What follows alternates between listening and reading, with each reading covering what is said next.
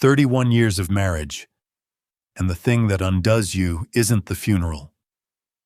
It's finding her reading glasses folded on the nightstand 3 weeks later and realizing you've stopped expecting her to walk in and reach for them. My name is Daniel Cole. I run the reference desk at Lincoln Community College in Portland, Oregon. Have for 19 years. Same corner of the library, same view of the courtyard, same students who think research is a chore until the day they don't. It's a small life, and I've never once wanted a bigger one. Renata was not a small life. I met her in 1994 at a gallery opening she wasn't even supposed to be at. She'd wandered in off the street because she liked the light in the window.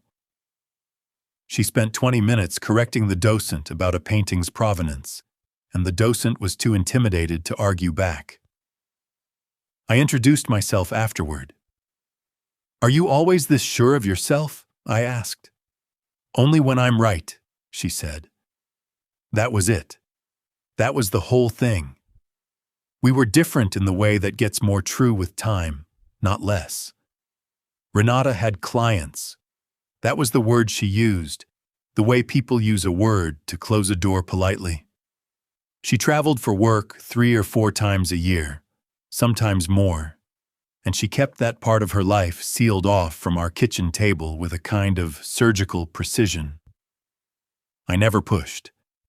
I'd learn, in the space of 9 days, exactly what that not pushing had cost me, and exactly what it had bought me. Tuesday, October 6th, 5:12 p.m. The call came to the library's front desk, which almost never rings after 4. Oregon State Police, an officer named Delacroix. A single-vehicle collision on Highway 26 westbound near Sylvan. Renata's plates. He used the careful, rehearsed kindness people use when the news can't be softened, only slowed down. I don't remember hanging up. I remember standing in the periodicals section holding a phone that wasn't ringing anymore. I called Walt Higgins from the parking lot. Walt's been my closest friend since we coached rec league soccer together in 2001, and he has the rare quality of always picking up. He was there in 20 minutes. The week after is the blur everyone describes, and nobody can actually recall in order. Our daughter Naomi flew in from Seattle. Our son Julian drove up from Boise.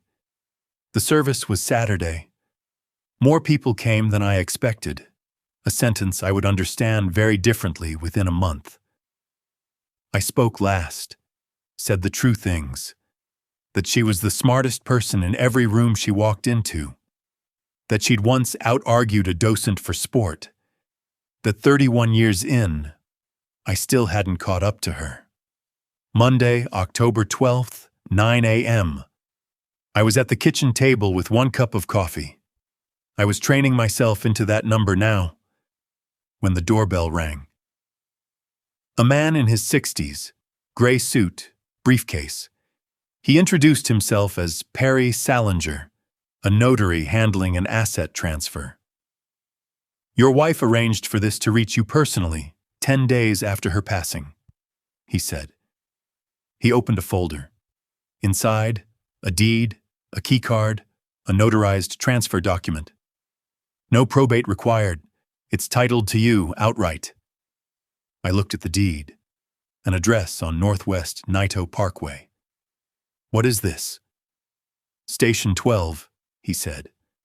"A decommissioned 1920s firehouse. Your wife purchased and renovated it 9 years ago through an LLC. 14 months ago, she transferred sole ownership to you with instructions for this exact delivery." I stared at my own name typed under owner of a building I had never once heard mentioned in 3 decades of marriage. She never told me. "I only administer documents, Mr. Cole. I can tell you she was very deliberate about how this reached you." He left within 15 minutes. I sat with the key card and a cooling cup of coffee, and I thought, "Renata, what did you build?"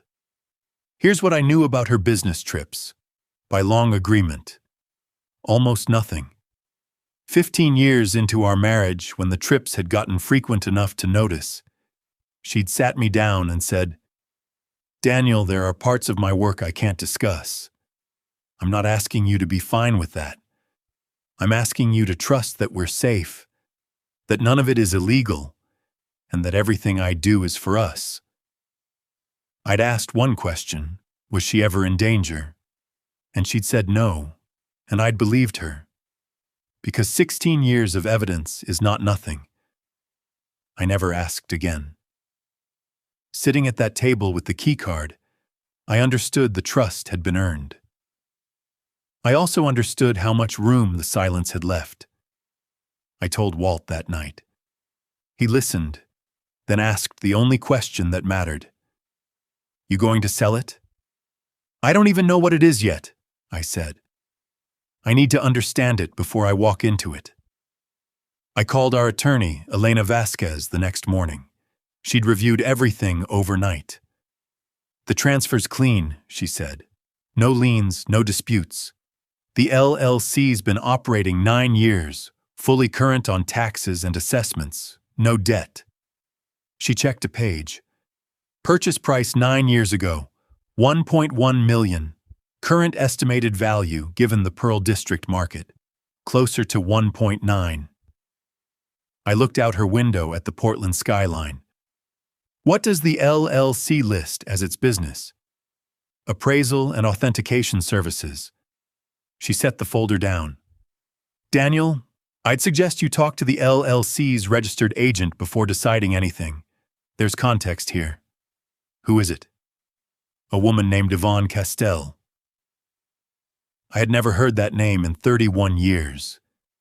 The drive to Nido Parkway took 11 minutes, and I don't remember most of them. Station 12 was a squat brick firehouse with arched bay doors, glass replacing what used to be garage entrances, discreet enough that you'd walk past it 100 times without wondering. I'd walked past it. I'd never wondered. I pressed the keycard to the reader. The door clicked open, and sitting at a long steel table under skylights, surrounded by climate-controlled cases and a wall of locked flat files, was a woman I'd never seen. 60 or so, silver bob, reading glasses pushed up into her hair. She looked up, not startled, more like someone who'd been waiting for a moment she wasn't sure would come. And it had. "Mr. Cole," she said, standing slowly. "I'm Yvonne Castell." "How did you get in?" "Renata gave me a key 8 years ago. I still had documents to collect before the transfer went through. I should have called first. I'm sorry, I genuinely am."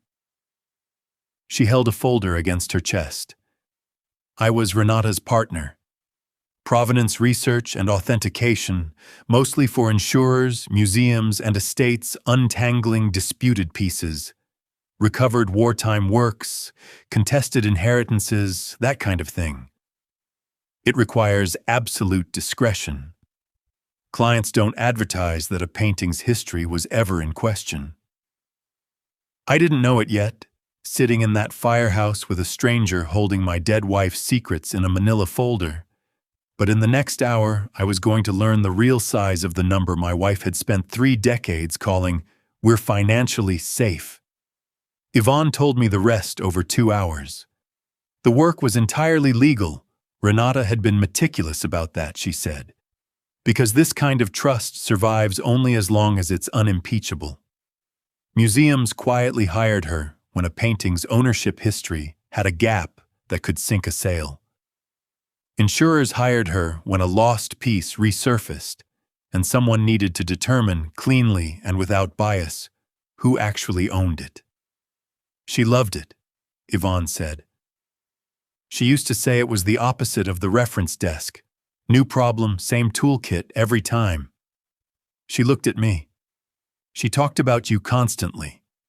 She said you were the only steady thing she had, and that the steadiness was what let her do any of this. She handed me the folder. Inside, a financial summary, account contacts, and a letter in Renata's handwriting. "Daniel, if you're reading this, I wasn't there to explain it myself, and I'm sorry for that, and for the not telling. I want you to know none of it was ever about you. I needed one part of my life that was entirely mine, built and controlled by no one else, and I was afraid explaining it would shrink it, or that you'd worry in ways I couldn't fix. Some of that was protection. Some of it, I'll admit, was cowardice. But you are still the answer I gave that night at the gallery. 31 years later, still you.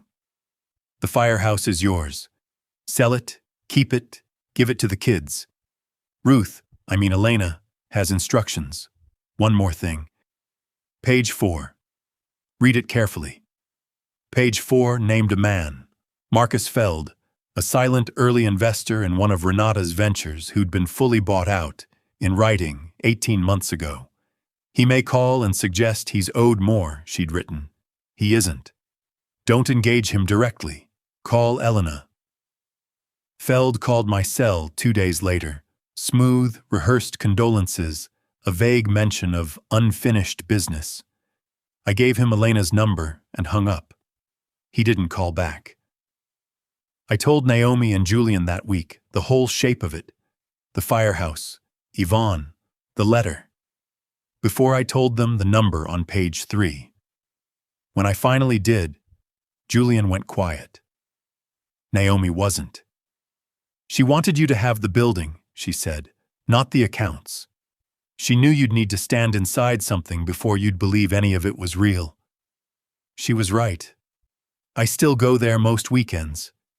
I stand under the skylights where the fire trucks used to park, and I look at the wall of locked cases my wife filled without me ever knowing, and I think, well done, Renata.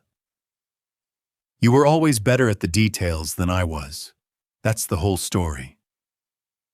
If a hidden room like this ever opens up in your own life, I hope you find, like I did, that the person who kept it from you was still choosing you the entire time.